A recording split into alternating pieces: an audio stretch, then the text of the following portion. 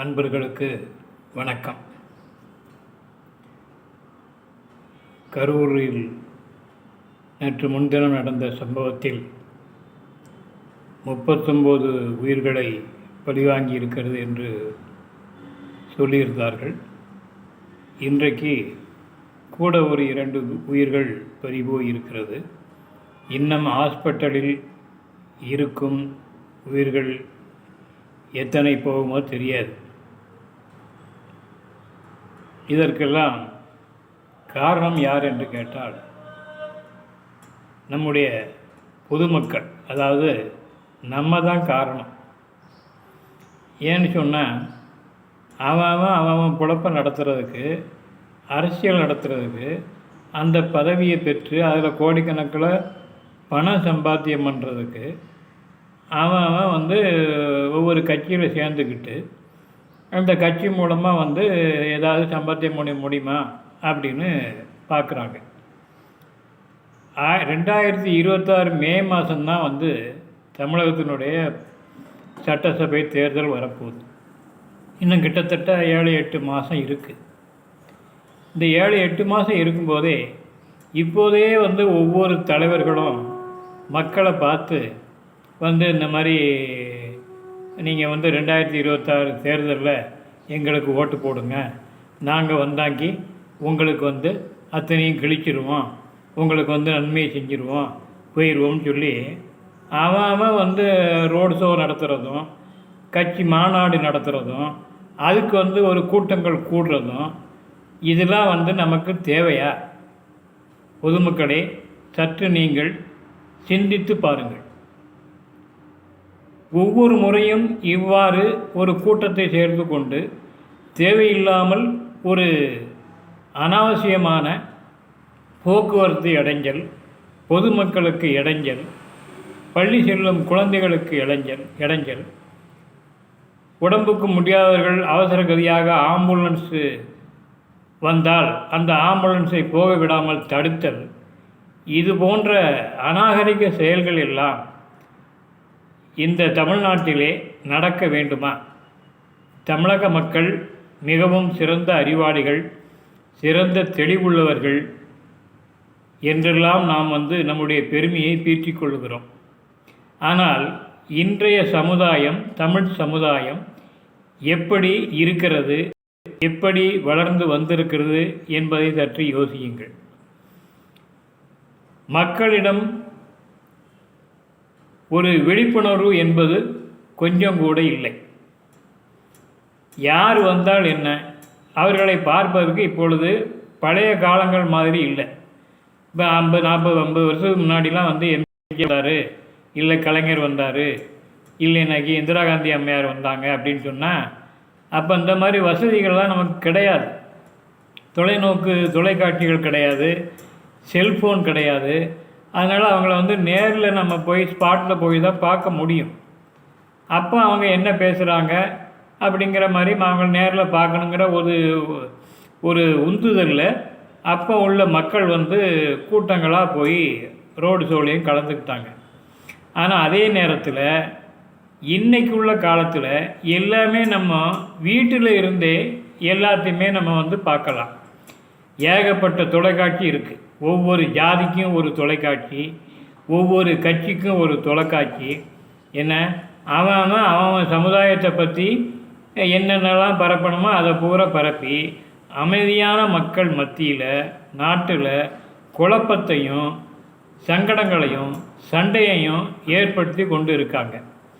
இதை தமிழக மக்களாகிய நாம் தான் சிந்திக்கணும். வீட்டில் இருந்தே இந்த மாதிரி நிகழ்ச்சிகளை பார்க்கலாம். பொதுக்கூட்டங்கள் பேசுகிறாங்கன்னாக்கி, தலைவர்கள் பேசுகிறாங்கன்னா அந்த பேச்சை வீட்டில் இருந்தே நம்ம கேட்கலாம். ஏன், நம்ம இருக்கிற இடத்துல இருந்தே நம்ம செல்ஃபோனில் இருந்தே அதை கேட்கக்கூடிய வாய்ப்புகள்லாம் இப்போ இவ்வளவோ சோசியல் மீடியாக்கள்லாம் வளர்ந்து வந்திருக்கு.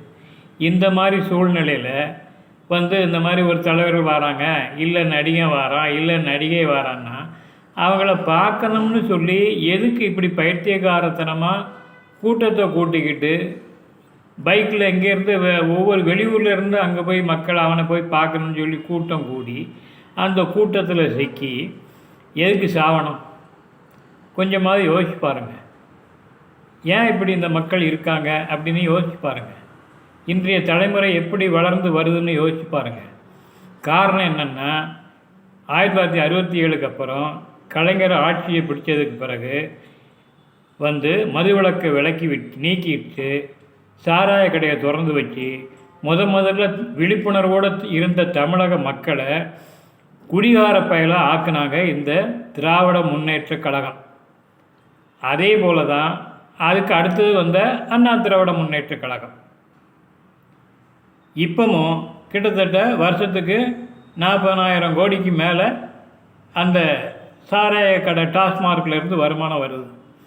அதை வாங்கிக்கிட்டு தான் உங்களுக்கு நான் மாதம் பெண்களுக்கு 1000 ரூபா தரேன், படித்த பிள்ளைகளுக்கு நாங்கள் இலவசமாக பஸ் பாஸ் தரேன் அப்படின்னு சொல்லி ஒவ்வொன்றா உங்களுக்கு சொல்லி உங்களை உழைக்க விடாமல், உங்களை முன்னேற விடாமல், எந்த வேலையும் பார்க்க வேண்டாம், நான் உங்களுக்கு சோறு போடுதேன், ரேஷனில் இலவசமாக அரிசி தரேன். அந்த அரிசி பூரா பார்த்தீங்கன்னாக்கி அவன் அந்தந்த நாட்டிலே அந்தந்த மாவட்டத்தில் ஒன்றியத்தில் இருக்கிற அந்தந்த கட்சியில் இருக்கிறவன் தான் எல்லா ரேஷன் கார்டையும் அந்த அரிசியை பூரா வாங்கி அவன் ரொட்டீனாக மொத்தமாக 40 டன் 30 டன் சொல்லி வெளி மாநிலங்கள் அண்டை மாநிலங்களுக்கு அனுப்பிட்டு இருக்கான். அதில் அவன் கோடிக்கணக்கில் சம்பாத்தியம் பண்ணுறான்.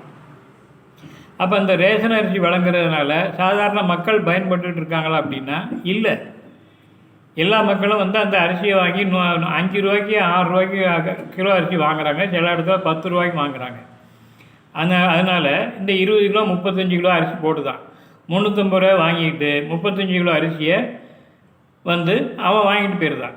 இப்படி ஒவ்வொரு ரேஷன் கடையிலையும் அவங்க வாங்கி, ஏன் ரேஷன் கடையிலேயே நம்மகிட்ட நம்ம ஜாமான் வாங்கும்போதே சார் அரிசி வாங்க போகிறீங்களா அப்படின்னு கேட்கான். இல்லை சார் அப்படின்னாக்கி அவனே அதில் நம்ம வாங்கினதாக ரெக்கார்ட் பண்ணிக்கிட்டு தான் அவன் ரேஷன் கடையில் இருந்தே மூடையாக வெளியில் போகுது. அப்போ இதில் எத்தனாயிரம் கோடி நம்ம பொதுமக்கள் பணம் வேஸ்ட் ஆகுது. இந்த திட்டம் சக்ஸஸ் ஆகிருக்கா மக்கள் மத்தியில் அப்படின்னு பார்த்தாக்கி அது இல்லை. ஏழை இன்னமும் சங்கடப்பட்டுட்டு தான் இருக்கான். இந்த 350 ரூபாய் அரிசி 35 கிலோ அரிசியை கொடுத்துட்டு 350 ரூபாய் வாங்கி பொம்பளையில் வீட்டுக்கு போனால் அதில் 200 ரூபாயை பிடுங்கி அவன் டாஸ்மார்க்கில் கொண்டு கொடுத்துட்டு தண்ணி அடிச்சுட்டு குப்பரை அடித்து படுத்துருக்கான். இதுதான் இன்றைய நாட்டினுடைய நிலைமை. அதனால் மக்களாகி நீங்கள் தான் விழிப்புணர்வோடு இருந்து வரக்கூடிய எலெக்ஷனில் தேர்தலில் யார் நமக்கு ஆட்சிக்கு யார் வந்தாலும் நமக்கு நல்ல நன்மை செய்ய போகிறது இல்லை. அது நம்ம தான் ஏற்கனவே 1000 2000 வாங்கிட்டு தான் நம்ம ஓட்டே போடுதோம். அப்புறம் அவங்க நமக்கு நன்மை செய்வாங்க நம்ம எப்படி எதிர்பார்க்க முடியும்? அதனால் பொதுமக்களாகிய நீங்கள், படித்த இளைஞர்கள் மற்றும் இளைஞிகள், வாலிப பெண்கள், வாலிபர்கள், நீங்கள் தான் அதை உணர்ந்து செயல்பட்டு ஒரு நல்ல ஆட்சி மலர்வதற்கு தமிழ்நாட்டில் நீங்கள் தான் வழி செய்யணும். இது நான் பொதுவாக எந்த கட்சியும் நான் சேராதவன், எந்த கட்சியும் எனக்கு உடன்பாடும் கிடையாது. நல்லவர்கள் ஆட்சிக்கு வரணும். ஏதோ மக்களால் முடிந்த அளவுக்கு நன்மைகளை செய்யணும். அந்த மாதிரி நல்ல மக்களை நீங்கள் தேர்ந்தெடுத்து எலெக்ஷனில் காசு வாங்காமல் ஓட்டு போடுறதுக்கு முதல்ல நீங்கள் ஒரு பழக்கத்துக்கு வாங்க.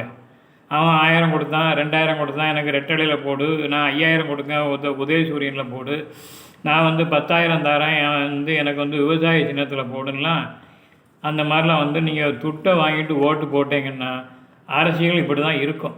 ஜனநாயகம் இப்படி தான் இருக்கும். ஜனநாயகம் பணநாயகமாக தான் மாறும். அதனால் தயவு செய்து பொதுமக்களாகிய நீங்கள் நன்றாக சிந்தித்து செயல்படுங்கள்.